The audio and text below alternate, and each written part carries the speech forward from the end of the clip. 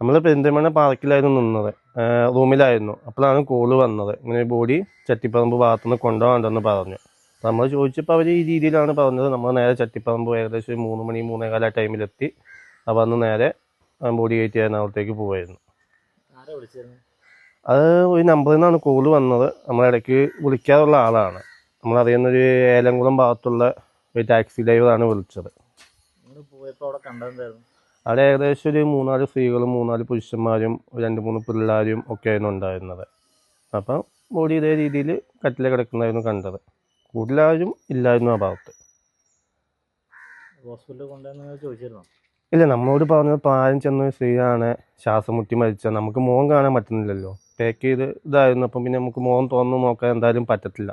അപ്പം നമ്മളും വിചാരിച്ചത് പ്രായം ചെന്ന ഒരു സ്ത്രീ ആയിരിക്കും എന്ന് വിചാരിച്ചിട്ടാണ് നമ്മളും പോയത്. നമ്മൾ ലാസ്റ്റ് എറണാകുളത്ത് ചെന്ന് കഴിയുമ്പോഴാണ് ഈ കാര്യങ്ങളൊക്കെ അറിയുന്നത്.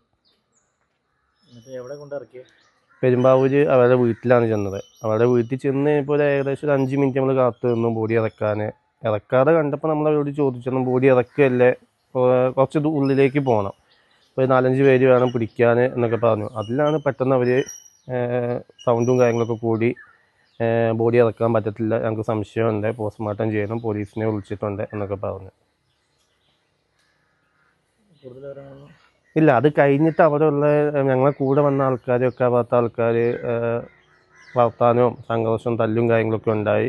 ഈ ഭർത്താവിനെ അവർ തല്ലും കാര്യങ്ങളൊക്കെ ഉണ്ടായി. അത് കഴിഞ്ഞിട്ടാണ് നമ്മൾ ഇവരോട് ചോദിക്കുന്നത് എന്താ പറ്റിയെന്ന്. അതിലാണ് ഇവർ കാര്യങ്ങളൊക്കെ പറയുന്നത്. നമ്മൾ ആ ടൈമിലാണ് ഈ കാര്യങ്ങൾ കംപ്ലീറ്റ് അറിയുന്നത്. അത് കഴിഞ്ഞ് ഏകദേശം ഒരു 5-10 മിനിറ്റ് ആയപ്പോൾ തന്നെ പോലീസുകാർ വന്നു. പോലീസുകാർ നമ്മൾ വിവരങ്ങളൊക്കെ പറഞ്ഞു. നേരെ അവിടെ ഹോസ്പിറ്റലിൽ കൊണ്ടുപോയി പീസറിൽ ബോഡി വെച്ച് ഞങ്ങൾ നേരെ സ്റ്റേഷനിൽ പോയി. ഞങ്ങൾ കാര്യങ്ങളൊക്കെ പറഞ്ഞിട്ടാണ് ഞങ്ങൾ പോകുന്നത്.